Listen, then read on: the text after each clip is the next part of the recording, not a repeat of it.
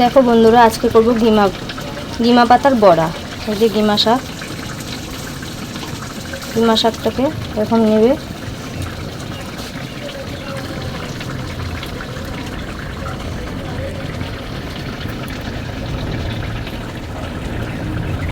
ডাল বাটা হয়ে গেছে। দেখো ডালটা বেটে ফেলেছি, আর এর মধ্যে গিমা শাক ধুয়ে, তারপরে এর মধ্যে কাঁচা লঙ্কা, দেখো কাঁচা লঙ্কা কুচানো, আর চালের গুঁড়ো 1 চামচ চালের গুঁড়ো, বেশি চালের গুঁড়ো দিইনি। এটা দিয়ে এবার ডালটা দিয়ে মাখবো। দেখো বন্ধুরা, ডালটা দিয়ে দিচ্ছি।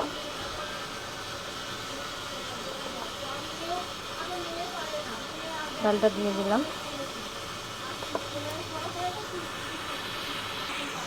এবার এর মধ্যে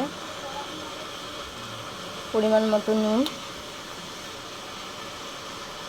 আর 1 চামচ হলুদ দিয়ে দিচ্ছি। এর মধ্যে অল্প একটু মিষ্টি দিয়ে দিলাম।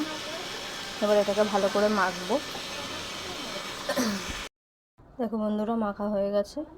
দেখেছো কি সুন্দর মাখাটা হয়েছে। আর কিছু দেবো না, এই দিয়ে মাখা হয়েছে। কড়াইয়ে তেল বসিয়ে দিয়েছি, এবার একটা একটু করে ছাড়বো।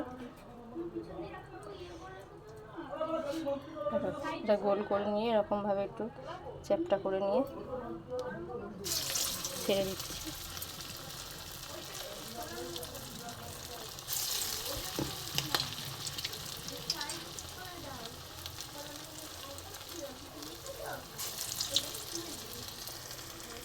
এই দেখো একে একে বড়াগুলো ছেড়ে দিয়েছি।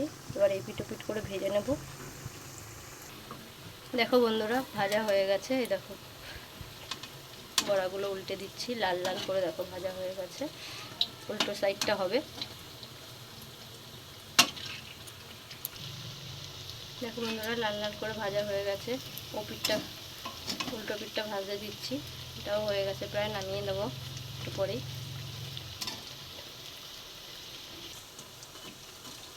দেখো বন্ধুরা, হয়ে গেছে। এক একে নামাই।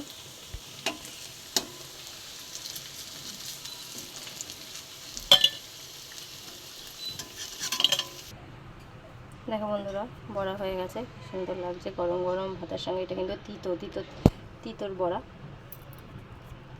জাস্ট খুব সুন্দর নরম হয়েছে। দেখো একটু ভেঙে দেখাচ্ছি। দেখো ভেতরটা খুব নরম, টেস্টি। একবার ট্রাই করে দেখতে পারো।